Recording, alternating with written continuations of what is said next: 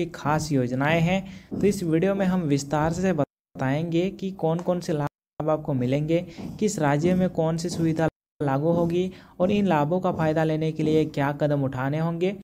तो इसलिए वीडियो को अंत तक जरूर देखें, क्योंकि ये जानकारी आपके और आपके परिवार के लिए जीवन बदल देनी हो सकती है। सबसे पहला और सबसे बड़ा फायदा।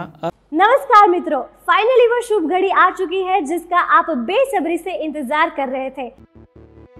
दोस्तों सोचो, एक बुजुर्ग माँ सुबह से बैंक का दरवाज़ा देख रही है, एक विधवा बहन राशन लेने गई है पर पैसा ही नहीं है, एक दिव्यांग भाई अपनी दवाई रोक रखा है बस इस उम्मीद में कि इस महीने का पेंशन आएगा, और सबके दिमाग में बस एक ही सवाल है कि सितंबर 2025 का पेंशन कब आएगा। सरकार 1000 रुपये इस बार देगी या 2500 रुपये देगी। आज के इस वीडियो में मैं आपको देने वाला हूँ झारखंड पेंशन सितंबर 2025 का सबसे बड़ा अपडेट, जो आपको कहीं और देखने को नहीं मिलेगा और ना ही सुनने को मिलेगा। सबसे पहले बात करते हैं करंट सिचुएशन की। तो झारखंड में लगभग 36 लाख से ज़्यादा पेंशन होल्डर्स हैं, जिसमें वृद्धा पेंशन, विधवा पेंशन और दिव्यांग पेंशन के लाभार्थी शामिल हैं। अगस्त के पेंशन में डिले होने के बाद लोग सितंबर का इंतजार और भी ज़्यादा बेचैनी से कर रहे हैं। लेकिन दोस्तों, सरकार की तरफ से एक इम्पोर्टेंट अपडेट सामने आई है। झारखंड सरकार के सोशल वेलफेयर डिपार्टमेंट के हिसाब से पेंशन पेमेंट की प्रोसेस सितंबर में स्पीड अप की गई है। यानी कि सरकार का कहना है कि सितंबर महीने का पेंशन 10 से 15 तारीख के बीच लाभार्थियों के बैंक अकाउंट में आना शुरू हो जाएगा। लेकिन अभी सबसे बड़ा कन्फ्यूजन ये है कि 1000 रुपये करके मिलेगा या 2500 रुपये करके मिलेगा। दोस्तों, यहाँ पर मैं आपको एक इम्पोर्टेंट टिप देना चाहता हूँ। अगर आप पेंशन लेते हो तो हमेशा आप अपना बैंक अकाउंट आधार और मोबाइल नंबर से लिंक रखिए। इससे क्या होगा मैं आपको बताता हूँ। जब भी पेंशन आएगा आपको तुरंत SMS मिल जाएगा और पेंशन डिले होने या अटकने की प्रॉब्लम कम हो जाएगी। और अब मैं आपको एक इम्पोर्टेंट सवाल पूछना चाहता हूँ। आपको क्या लगता है कि पेंशन की राशि 1000 रुपये रहनी चाहिए या तुरंत बढ़ाकर 2500 रुपये या उससे ज़्यादा करनी चाहिए? अपना जवाब कमेंट बॉक्स में ज़रूर लिखिए। आपके कमेंट्स ही सरकार तक आवाज़ पहुंचाने का एक जरिया होती है, इसलिए कृपया आप सभी कमेंट में अपनी राय ज़रूर दें। दोस्तों, आपको याद होगा कि पिछले कुछ महीनों से पेंशन बढ़ाकर 2500 रुपये करने की डिमांड जोर पकड़ रही है। कई रैलीज, प्रोटेस्ट और मीडिया रिपोर्ट्स में ये बात उठ चुकी है, लेकिन अभी तक ऑफिशियल कंफर्मेशन के हिसाब से पेंशन अभी 1000 रुपये ही ट्रांसफ़र हो रहा है। जी हाँ, सरकार के अंदर चर्चा जरूर चल रही है कि अगले फाइनेंशियल ईयर से पेंशन को रिवाइज करके 1500 या 2000 रुपये तक किया जा सकता है, लेकिन सितंबर 2025 के लिए कन्फर्म अमाउंट 1000 रुपये ही मिलेगा। अब ग्राउंड रियलिटी की बात करें तो कई गाँव में अगस्त का पेंशन अभी तक क्लियर नहीं हुआ है और बैंक अकाउंट में रस इतना ज़्यादा हो गया है कि बुजुर्ग लाइन में खड़े खड़े थक जाते हैं। CSP या प्रज्ञा केंद्र में पैसा ख़त्म हो जाता है और लोग वापस लौट आते हैं। ये सिर्फ एक फाइनेंशियल इशू नहीं है, बल्कि इमोशनल और सर्वाइवल इशू है। सोचिए, एक विधवा बहन को घर चलाने के लिए पेंशन ही सहारा होता है और वो भी लेट हो जाए तो ज़िंदगी कितनी मुश्किल होती है आप सभी जानते ही होंगे। अब मैं आपसे एक सवाल पूछना चाहता हूँ। आपको क्या लगता है झारखंड सरकार को पेंशन की राशि 1000 रुपये ही रहनी चाहिए या तुरंत 2500 रुपये कर देनी चाहिए? अपना जवाब कमेंट बॉक्स में ज़रूर लिखिएगा, मैं आपको याद दिला रहा हूँ। दोस्तों, अगर आप पेंशन के लिए रजिस्टर्ड हो तो अपना बैंक अकाउंट अपडेट ज़रूर रखिए। 10 से 15 सितंबर के बीच अकाउंट चेक करते रहिए। अगर पेंशन डिले होती है तो अपने ब्लॉक ऑफिस या प्रज्ञा केंद्र में कॉन्टैक्ट कीजिए। अपने अकाउंट में आधार सीडिंग और DBT लिंक जरूर वेरीफाई कर लीजिए, वरना पैसा अटक सकता है। दोस्तों, ये पेंशन सिर्फ एक पैसा नहीं है, बल्कि हर एक माँ बाप के लिए जीने का सहारा होता है।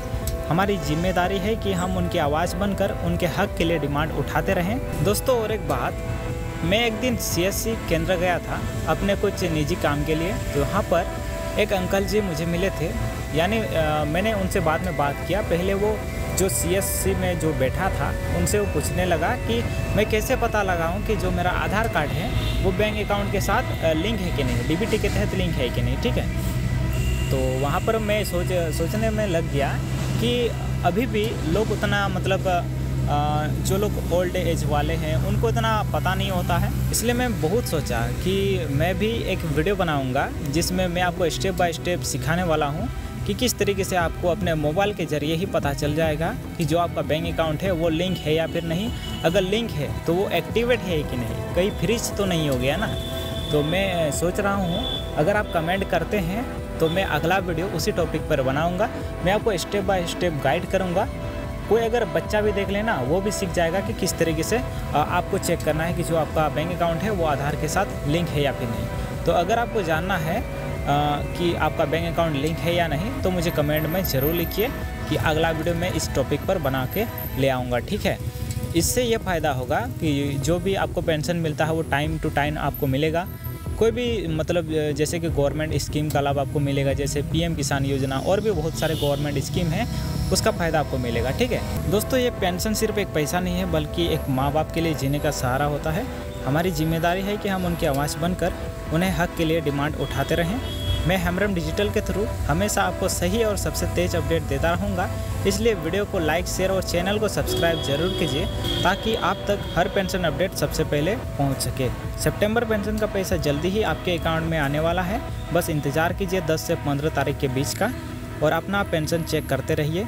नहीं मिलेगा, यह सिर्फ मिलेगा सिर्फ उन्हीं लोगों को जिनका पेंशन अप्रैल 2025 के बाद अप्रूव्ड हुआ है या नया कैटेगरी में शिफ्ट हुआ है। जो लोग पुराने हैं उनको अभी भी 1000 रुपये ही मिलने के चांसेस हैं, जब तक सरकार ऑफिशियली सब पे 2500 रुपये अप्लाई नहीं करती। लेकिन हाँ, अगर आपका पेंशन अप्रैल के बाद अप्रूव हुआ है तो आपके लिए गुड न्यूज़ हो सकती है। अब आता है जिनको जुलाई का पेंशन अभी तक नहीं मिल पाया है तो उनको क्या करना होगा, जिससे उनको जो भी प्रॉब्लम हो रही है, जिनको पैसा रिसीव नहीं हुआ है जुलाई में, उनको वो पैसा रिसीव हो सके। तो सबसे पहले काम तो आपको ये करना है, आपको अपने नियर बाय प्रज्ञा केंद्र या CSC सेंटर पे जाके स्टेटस चेक करना है। आपका नाम बेनिफिशियरी लिस्ट में है या नहीं, आपका बैंक अकाउंट एक्टिव है या नहीं और आधार से DBT के थ्रू लिंक है या नहीं, आपको ये चेक कर लेना है। उसके बाद दूसरा चीज़ आपको ये चेक करना है कि ब्लॉक ऑफिस में जाके एक लिखित एप्लीकेशन आपको देना है, जिसमें आपका सब्जेक्ट रहेगा पेंशन पेमेंट पेंडिंग फ्रॉम जुलाई 2025। साथ में फ़ोटोकॉपी भी आपको देना होगा, जैसे कि आधार, बैंक पासबुक, राशन कार्ड। ये प्रोसेस फ्री है, किसी एजेंट को पैसे देने की ज़रूरत नहीं है। आगे बात करते हैं। झारखंड के सोशल वेलफेयर डिपार्टमेंट का कहना है कि हमारे पास लाखों पेंडिंग पेंशन रिक्वेस्ट हैं, सभी को 2500 रुपये देना हमारा लक्ष्य है, लेकिन फंड और वेरिफिकेशन के हिसाब से कुछ डिले हो रहा है। तो दोस्तों ये क्लियर है कि सरकार 2500 रुपये देने की तैयारी में है, लेकिन अभी सबको नहीं, बस कुछ को ही मिल रहा है। तो अब बात करते हैं, आपका पैसा डिले ना हो या फिर आपको वंचित ना हो तो इसके लिए आपको क्या करना है, तो मैं आपको बता देता हूं। सबसे पहले आपका बैंक अकाउंट एक्टिव होना चाहिए, आधार से अकाउंट आपको लिंक करना है, राशन कार्ड और मोबाइल नंबर अपडेट आपको रखना है, किसी भी फॉर्म में गलती हो तो तुरंत सुधार करवाना है और हाँ, किसी एजेंट को पैसे देने की ज़रूरत नहीं है। दोस्तों अगर आप चाहते हो कि सरकार तक आपकी आवाज़ पहुँचे तो कमेंट सेक्शन में ज़रूर लिखिए आपका गांव का नाम, ब्लॉक और लास्ट टाइम कब पेमेंट आपको मिला था पेंशन के थ्रू। मैं खुद एक लिस्ट बनाऊंगा और उससे सोशल वेलफेयर डिपार्टमेंट रांची तक भेजूंगा। और इस वीडियो को जितना हो सके शेयर करिए व्हाट्सएप ग्रुप, फेसबुक पे, ताकि और भी लोग जागरूक हो सके। मैं हूं अविनाश, आप देख रहे हैं हेम्ब्रम डिजिटल, जहां हम आपके पेंशन, राशन और हक की सच्चाई लाते हैं। अगर वीडियो पसंद आई हो तो लाइक करिए और सब्सक्राइब करिए। जय हिंद, जय झारखंड। और हमारे यूट्यूब चैनल को सब्सक्राइब करना मत भूलना। और यदि आपको पेंशन से रिलेटेड कुछ भी प्रॉब्लम हो रही है तो मैंने आप सभी के लिए एक कंप्लेंट फाइल मैंने बना के रखा है। मैं आप चाहे तो मुझे कमेंट करके बता सकते हैं, मैं आपको उस फाइल का लिंक मैं डिस्क्रिप्शन बॉक्स में दे दूंगा या फिर कमेंट सेक्शन में मैं दे दूंगा। आप वहां से उस फॉर्म को फिलअप करके जो भी आपको प्रॉब्लम हो रही है उन सभी का आपको समाधान मिल सके। तो आई होप कि ये वीडियो आपके लिए यूजफुल रही होगी। तो इस वीडियो को अपने दोस्तों के साथ, फैमिलियों के साथ, अपने गांव के लोगों के साथ शेयर जरूर करें। मिलते हैं अगले वीडियो में, तब तक के लिए जय हिंद, जय झारखंड। और इसी कन्फ्यूजन को लेकर काफ़ी ज़्यादा लोग परेशान हैं और अभी हम क्लियर करने वाले हैं कि हमने ऑफिशियल अपडेट से चेक करके क्या क्या पाया है। लेकिन उससे पहले एक छोटी सी इम्पोर्टेंट बात जो आपके लिए और आपकी फैमिली के लिए बहुत ज़रूरी है। दोस्तों आपको पता होगा कि पेंशन का पैसा हमेशा लिमिटेड होता है, चाहे 1000 रुपये हो या 2500 रुपये हो, दोनों ही एक फिक्स्ड अमाउंट होता है। लेकिन लाइफ में इमरजेंसी कभी भी आ सकती है, स्पेशली हेल्थ इमरजेंसी। सोचिए अगर आप या आपकी फैमिली का कोई मेंबर हॉस्पिटल में एडमिट हो जाए और लाखों का बिल आ जाए तो पेंशन और सेविंग दोनों मिलाकर भी कम पड़ जाएंगे। इस प्रॉब्लम का सॉल्यूशन है स्टार हेल्थ इंश्योरेंस।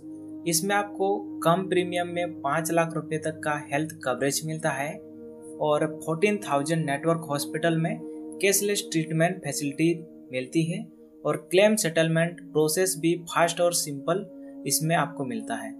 मैं चाहता हूं कि आप अपने परिवार के लिए एक स्ट्रॉन्ग सेफ्टी नेट बनाइए। डिस्क्रिप्शन में स्टार हेल्थ इंश्योरेंस का लिंक दिया गया है, एक बार जरूर चेक कीजिए, क्योंकि पैसा वापस आ सकता है लेकिन आपका कीमती जीवन नहीं। को मिलेगी। सबसे पहला कैटेगरी है कम आय वाले परिवार जिनकी सालाना आमदनी सरकार की तय सीमा से कम है, कच्चा मकान है, जमीन कम है और परिवार मजदूरी या छोटे मोटे काम से चलता है। दूसरा कैटेगरी है अंत्योदय, बेहद गरीब या विधवा या विकलांग, ऐसे परिवार जिनके पास कोई स्थिर आमदनी नहीं है। और तीसरा कैटेगरी है अन्य पात्र लाभार्थी, जैसे झोपड़ी में रहने वाले बेघर लोग, अकेली महिला, मुखिया वाले घर, सामाजिक सुरक्षा पेंशन वाले लोग और कुछ राज्यों में जाति या आर्थिक आधार पर तय गरीब परिवार। बाकी सभी का राशन कार्ड कैंसिल कर दिया जाएगा। तो दोस्तों ये नियम जानना बेहद ज़रूरी है ताकि आप समय रहते अपने गलती को सुधार सके और अपने लाभ का फायदा उठा सके। तीसरा बड़ा फायदा, अब राशन कार्ड धारकों को हर महीने 1,000 रुपये की आर्थिक मदद मिलेगी। ये रकम सीधे आपके बैंक खाते में डीबीटी के माध्यम से आएगी। साथ ही गैस सिलेंडर पर भी राहत मिलने वाली है। मतलब अब सिर्फ राशन ही नहीं बल्कि घर के रोजमर्रा खर्चों में भी मदद मिलेगी। सरकार का मकसद साफ है कि महंगाई के बीच गरीब और मध्यम वर्गीय परिवारों का बजट संभालना और जीवन आसान बनाना है। चौथा फायदा खास तौर पर गृहिणी यानी हाउसवाइफ महिलाओं के लिए है। सरकार फिर से फ्री सिलाई मशीन योजना शुरू कर रही है। इसका मकसद घर पर रहकर महिलाएं अपनी आमदनी शुरू कर सके और आत्मनिर्भर बन सके। पिछली बार कई महिलाओं को इसकी जानकारी नहीं पहुंच पाई थी, लेकिन अब इसके पास आपके सभी के पास आवेदन करने का अच्छा मौका है। ये योजना पहले से लागू राज्यों में मध्य प्रदेश, उत्तर प्रदेश, राजस्थान, बिहार, महाराष्ट्र, तमिलनाडु और छत्तीसगढ़ शामिल है। महिलाएं घर पर ही सिलाई का काम शुरू कर सकती है, ऑर्डर ले सकती है और धीरे धीरे अपनी कमाई बढ़ा सकती है। पांचवा फायदा महिलाओं के लिए महिला सम्मान, महिला समृद्धि योजना। बीपीएल और अंत्योदय कार्ड धारक महिलाओं को हर महीने नकद मदद मिलेगी, जैसे झारखंड की मैया सम्मान योजना, मध्य प्रदेश की लाडली बहना योजना, हरियाणा की लाडली बहना योजना 2500 रुपये हर महीने। यह राशि महिलाओं को घर के खर्चे में मदद करेगी और उन्हें आत्मनिर्भर बनने का मौका भी देगी। छठा फायदा है बिजली और पानी के बिल में छूट। कई राज्यों में पहले से सुविधा मिल रही है और इसे सभी जगह पर लागू किया जाएगा। सरकार चाहती है कि गरीब और मध्यम वर्गीय परिवारों को हर महीने के बिल भरने में थोड़ी राहत मिलेगी, जैसे दिल्ली और बिहार में बिजली बिल पर सब्सिडी, कई जगहों पर पानी के बिल में राहत। इसका फायदा सीधे परिवारों की जेब में आएगा और रोजमर्रा के खर्चों में आसानी होगी। साथ ही सरकार महिलाओं को स्किल डेवलपमेंट प्रोग्राम, बच्चों के लिए शिक्षा योजनाएं और बुजुर्गों के लिए स्वास्थ्य सुविधाएं भी बढ़ा रही है। तो दोस्तों ये थे वो 8 बड़े फायदे जो सरकार ने राशन कार्ड धारकों के लिए घोषित किए हैं। अगर आप चाहते हैं कि हमारी टीम ये चेक करे कि ये लाभ आपके राज्य में लागू होंगे या नहीं, तो कमेंट में अपने राज्य का नाम जरूर लिखें। और हाँ, अगर आपको ये जानकारी मददगार लगी हो तो वीडियो को लाइक करें, चैनल को सब्सक्राइब करें और बेल आइकन दबाना ना भूलें, ताकि आगे भी आप ऐसी ही जानकारी सबसे पहले पा सके। मैं मिलूंगा आपसे अगली वीडियो में, तब तक के लिए धन्यवाद और खुश रहें।